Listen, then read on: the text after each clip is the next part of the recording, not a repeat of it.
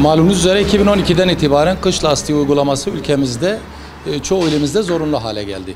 Yolcu ve yük taşıyan araçlar şu an bütün ülke genelinde zorunlu halde.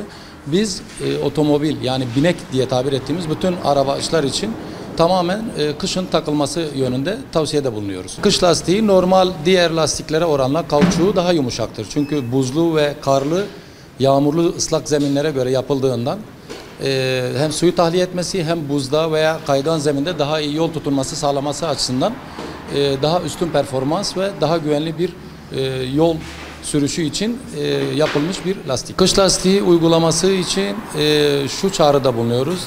Öncelikle güvenlik diyoruz. Yani bölgemizde kış az veya çok diye bakmadan bazen bir yerde tek birle lazım olduğu zaman takılmaması yönünde bir pişmanlık arz ediyor. Kesinlikle takılması yönünde tavsiyelerde bulunuyoruz.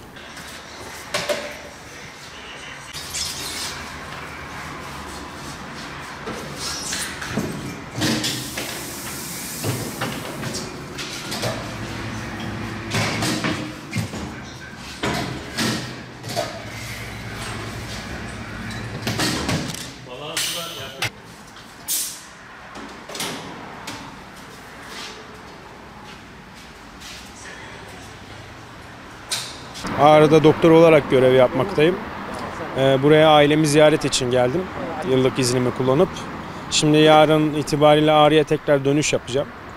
Yalnız oradaki hava şartları karlı olduğu için güvenlik açısından kış lastiğimi taktırmaya geldim buraya. Can güvenliğimiz için alınan tedbirler bunlar. Can güvenliğimizi korumak adına kış lastiği taktırılmasını herkese öneriyorum. Gerek buzlanma gerek karlı havalar olsun kış lastiği koruyucu özellik taşımakta. Kurallara uyalım, trafik kurallarına ve kış lastiğimizi taktıralım.